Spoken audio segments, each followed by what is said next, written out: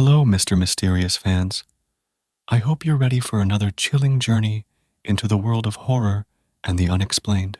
Before we dive into today's story, I have a special request for all of you. I love sharing these spine-tingling tales with you, but I know many of you out there have your own creepy experiences and horror stories. If you have a story you'd like to share and be a part of this amazing community, I would love to hear from you.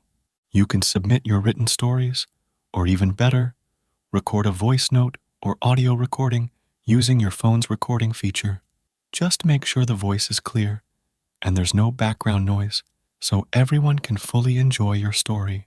Who knows? Your tale might be the next one featured on this channel.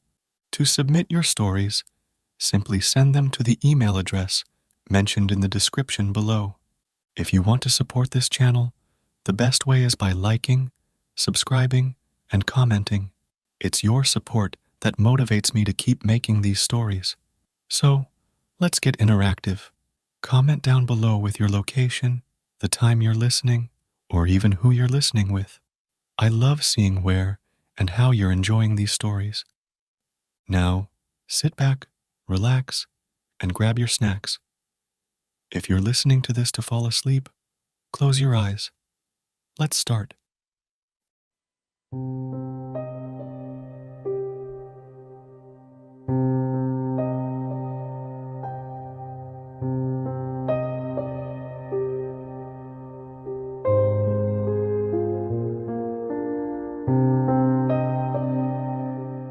When I was 17, my parents were painting my room over the course of a few days, and during that time, I slept on the couch in the living room right next to it. This was on the ground floor of our house, separated from the second by 5 steps with a full staircase up to the third from there. One of those nights, I was falling asleep on the couch with no light other than the screensaver on the computer across the room. Just as I started to slip out of consciousness, I suddenly heard the stairs creak as though somebody stepped and then sat on them over and over. I was too freaked out to open my eyes and see what was happening, but after a few seconds, I heard the door that separated the living room from the hallway that led to my room and the laundry room close by itself. There was plastic on the floor that rustled when this happened, but I didn't hear any footsteps on it. I could see my bedroom light turn on through the crack and heard a few light bangs while the squeaking on the stairs continued. The door opened after a minute or two. I was still too spooked to look. And the light went out, and when it did, the sounds coming from the stairs also ceased. Even though I was terrified, I finally managed to gather the courage to check out what was happening. I leapt up the first staircase and then scaled the second, where I could see and hear the TV playing in my parents' room while the doors to my brother's and my sister's rooms were closed. I tiptoed into my parents' room and found my 11-year-old sister sitting cross-legged on the floor, staring at the TV in a trance, not reacting when I walked into the room where she could see me. I called her name, and she turned to me with giant eyes, then asked me what I was doing up there. When I told her what I had heard, she confirmed that she heard the same things and assumed it was me. We both ended up sleeping on the floor and explained the whole thing to our skeptical parents and brother the next morning. Although we never figured out what was going on, it wasn't the last time some inexplicable stuff happened in that house. A few weeks later, another strange incident occurred. I was alone at home after school, trying to finish my homework in the living room. The house was unusually quiet, except for the faint ticking of the clock. Suddenly, I heard a faint humming noise coming from upstairs. It sounded like someone was humming a lullaby. At first, I thought it might be my sister, but then I remembered she was at a friend's house. I decided to investigate, slowly making my way up the stairs. The humming grew louder as I approached the second floor. It seemed to be coming from my parents' room. I pushed the door open and peeked inside, but the room was empty. The humming stopped abruptly, and I was left standing there, feeling a chill run down my spine. I quickly shut the door and ran back downstairs, trying to shake off the eerie feeling. That night, I told my parents about the humming. They laughed it off, saying it was probably the wind or my imagination. My brother teased me, calling me a scaredy cat. But my sister looked worried and whispered to me later that she had heard the humming before too. She said it usually happened when no one else was home. Over the next few months, more strange occurrences followed. Lights would flicker on and off by themselves, doors would creak open and shut, and objects would move from their original places. My family tried to ignore these incidents, but the unsettling feeling persisted. One particularly unnerving night, I was in the kitchen getting a glass of water when I heard a soft, eerie giggle coming from the hallway. It sounded like a child's laugh, but it was distorted, almost otherworldly. My heart pounded in my chest as I slowly turned to look, but no one was there. The giggling stopped as suddenly as it had started, leaving me in a tense silence. I decided to set up a few cameras around the house, hoping to catch something on film and prove to my family that I wasn't imagining things. For several days, nothing unusual happened, and I began to doubt my own experiences. But then, one night, as we were all having dinner, the camera in the living room captured something chilling. The footage showed a shadowy figure moving across the room, pausing near the stairs, and then disappearing into the hallway. None of us had been in the living room at that time. When I showed the footage to my family, their reactions varied. My parents were visibly shaken, but tried to maintain a rational stance, suggesting it could have been a trick of the light or a technical glitch. My brother was stunned into silence, and my sister looked genuinely frightened. After that, my parents decided to call in a local paranormal investigator to check out the house. The investigator conducted a thorough examination, using various devices to detect any unusual activity. He concluded that our house did have some form of paranormal presence, though he couldn't determine its nature or intent. Despite the investigator's findings, the strange occurrences didn't stop. They became a part of our daily lives, something we learned to live with.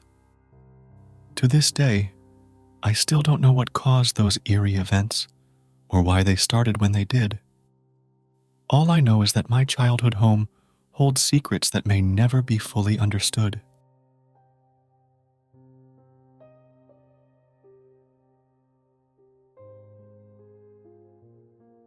I'm 16 years old male, live at home with my mom, her boyfriend, and my sister, 17 years old. My sister is a bit weird. She messes around with witchcraft, tarot cards, crystals, etc. I'm a Christian who views witchcraft as demonic and something which should simply be left alone, and my sister is the polar opposite. Since she started messing around with black magic and things she doesn't understand, strange things have started happening in my house. My mom has been experiencing whispers in the night.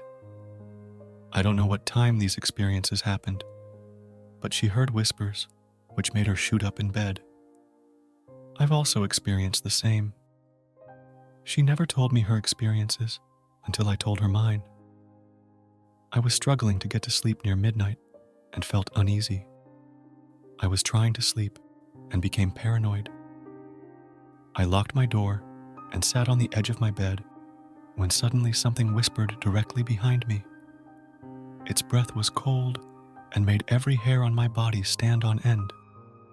The back of my neck and shoulders shivered where its breath went. It made me shoot up in shock. It was a whisper that lasted a couple of seconds at the most. I couldn't understand what it said, but it sounded female. My mom said she thought the whispers were my sister until she woke up, a female whisper. My dog has also been acting strange, suddenly staring into dark corners of my house, not budging, something which he had never done before.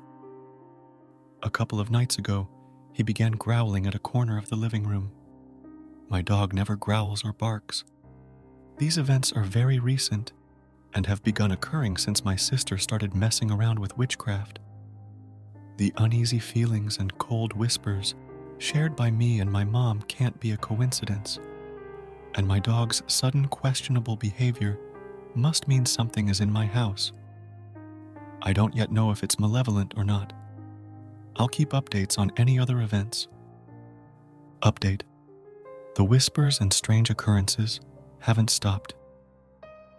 Last night, I woke up to the sound of soft footsteps outside my door. At first, I thought it was my mom's boyfriend coming to check on us, but when I called out, no one answered. The footsteps continued, slow and deliberate, as if someone was pacing back and forth. I felt a chill run down my spine and pulled the covers over my head, praying for it to stop. After what felt like an eternity, the footsteps finally ceased. My mom has also noticed objects being moved around the house. She mentioned that she left her keys on the kitchen counter before going to bed, but in the morning, they were on the living room table. My sister, of course, denies any involvement and insists that she's careful with her practices. She even suggested that maybe we should cleanse the house with sage, but that idea makes me uncomfortable given my beliefs. Even our electronics have started acting up. The TV turns on by itself, and the lights flicker occasionally, which never happened before. My mom's boyfriend, a practical man, tried to explain it away as electrical issues, but I'm not so sure. My mom and I have agreed to keep an eye on my sister's activities more closely. We're also considering bringing in a priest to bless the house, hoping that it might help dispel whatever presence seems to have settled here. My sister, on the other hand, remains convinced that what she's doing is harmless and continues with her rituals. I'll keep updating as things develop.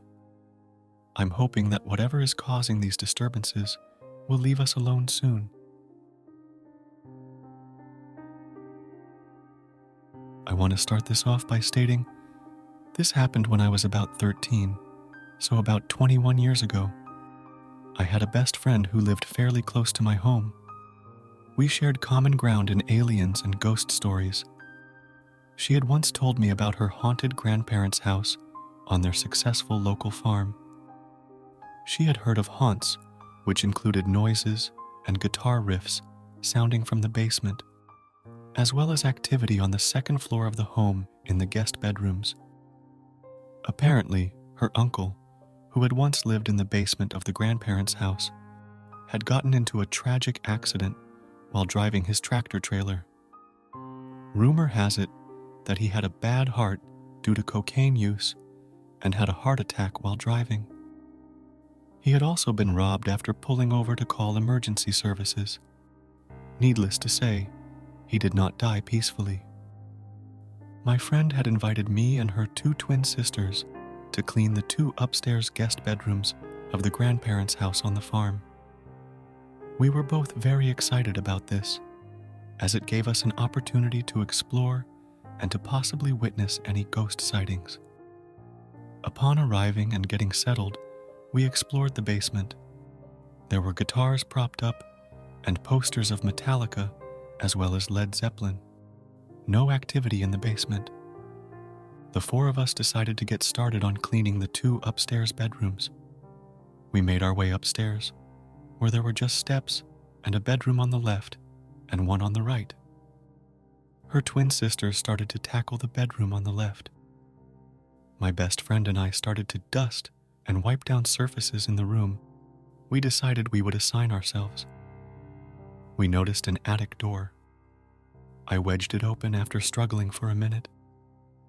As soon as the door opened, a gust of heat mixed with negative energy made its way into the room. We both looked at each other, creeped out, and I shut the door. After cleaning for about 5 minutes, my friend noticed dirt marks in the shape of large handprints that appeared to be on the walls. They were most definitely not there a minute prior. We both exchanged dumbfounded looks. There's no way that they had been there before. I started to feel very unsettled. A couple of minutes go by, and her twin sisters come into the room that we were in. We explained what was going on. They shot us a look of disbelief and sarcasm and rolled their eyes. Her one twin sister asked us to check her work in the room that she and her sister had tidied up. We all head over to the room and notice something eerie. An adult body print lay on the sheets of the bed that she had just made. Mind you, this bed had no quilt or comforter, just sheets, so the ability to see an imprint of something was more likely. She fluffed the sheet, causing the sheet to appear like it was floating. We all witnessed a smoky cloud of some sort fly into the wall above the bed. Within 2 seconds, the knob on the window air conditioning unit starts to turn, and we jet. I pushed my friend out of the way so I wouldn't have been last going down the steps. My best friend's sisters were first, pushing their way down the steps and screaming for their mother. Needless to say, this was the last visit to that house.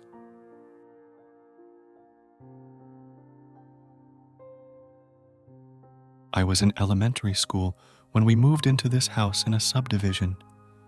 It was a 2-bedroom bungalow, and our home was the 6th to be built. So when we moved there, we only had a few nearby neighbors. At that time, people who would visit us would say they felt something off about the atmosphere, or saw someone who wasn't a family member.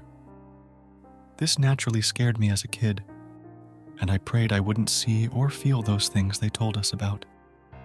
But that wasn't the case. So this is the collection of my encounters at our old house. My mom would always hire a nanny maid when we were kids, but they came and went, so my mom would always interview someone at our house and get to know them. One time, my mom interviewed this woman, and she was with someone else. From what I remember, they didn't live in the city, and they traveled from the province to get there. She said she'd come back later to officially start, and that she just needed to get her clothes. But come nighttime, she didn't come back. My older brother and I were already sleeping with the bedroom door open. I woke up to the sound of someone calling. It was a pissed sound, and it kept on going until I was no longer able to go back to sleep. My heart was pounding because I was paranoid as a kid, and I didn't know who would be making that sound in the middle of the night. I was wondering if it was the maid my mom interviewed, and maybe they had a plan to break into our home, but I was also wondering if it was a ghost or something. I woke my brother up, but he said he didn't hear anything. It felt like that went on forever until it just stopped. I wanted to go check on it, but I was too afraid to get out of bed because I felt like they could see me. I still don't know who that was or what that was. I just tell this story to my family whenever we get to talk about the past. Another encounter that I had in that house was when I was still awake at midnight. But I was older this time. I was still on my phone as a teenager and texting my friends. One of them sent a picture of Valak in our group chat, and that scared the shit out of me. I immediately locked my phone, and when I looked up, I saw 3 women by the door of my bedroom standing and looking at me. That scared me even more. I kept praying for them to go away, and they did. But from that day on, I noticed that these entities would always show themselves to me by the door. I know this is pretty specific, but every time I see something, it's always near the doors of our house.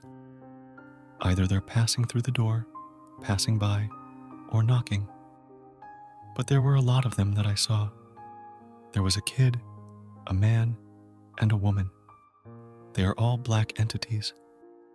Sometimes I'd hear a whisper right into my ear. It's cold and airy, and my family would wonder why I'm shrugging something off, or why I would scream out of the blue. There was one time I was sitting on the floor with my back against the wall, and I felt something moving in my hair. I didn't pay much attention to it, but I felt ticklish. I opened my front camera, and I saw my hair floating as if someone was holding it up. I stood up so fast and tried to process what just happened. These entities were really into me. Maybe because I was the only one in the family who could see them. Sometimes I would still be up late at night, recording videos of me singing, because that was when everything would get quiet, and I would hear a whistle. Like someone is whistling the melody of the song I'm singing. I'll stop singing, and the whistle will stop too. But who would do that? Not a neighbor for sure, because our house was gated, and you wouldn't hear sounds coming from our house unless it's loud music. And when I pee at night, I hear the same whistle. It's so long, and it won't stop until I'm done. One time, my dad went home to his hometown. It was 4 hours away from where we lived. They were renting apartments in his hometown, and this one tenant who happened to be a psychic talked to my dad suddenly. She said, "You have a daughter who can see spirits. She has her third eye open." I was so creeped out by that because she didn't know me, and she just came up to my dad to say that.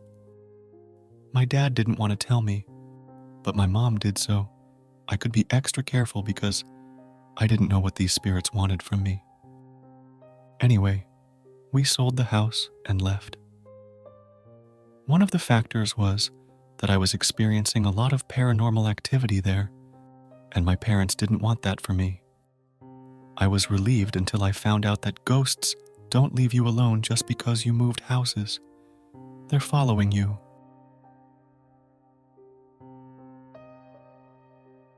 Both my husband and I are spiritually aware, and when we bought this giant house in a small town, we immediately felt it was haunted.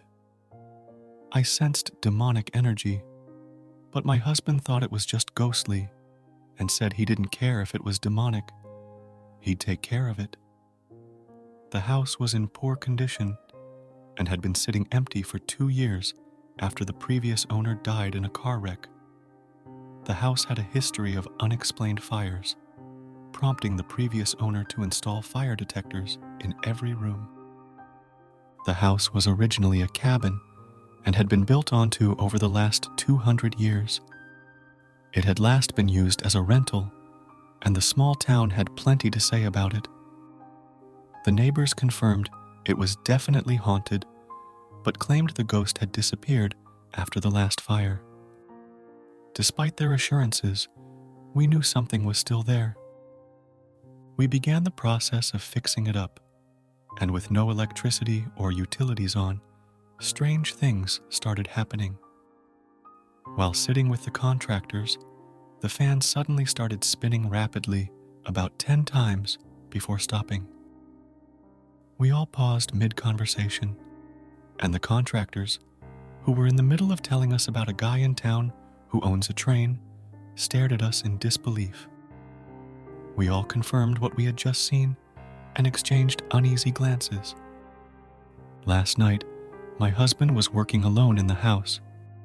His keys, usually tucked in his pocket on a lanyard, were suddenly jerked out as he was packing up. Then he heard a voice directly behind him say, "Stay." He picked up his keys and called me on his way home to tell me what had happened. Another time, while I was painting one of the upstairs bedrooms, I felt a cold breeze brush past me, even though all the windows were shut tight. I shrugged it off until I heard faint whispers coming from the attic. Mustering up the courage, I climbed the ladder to the attic, but found nothing out of the ordinary. The whispers stopped as soon as I reached the top. A few days later, we found an old journal tucked away in a dusty corner of the attic. It belonged to a previous owner from the early 1900s.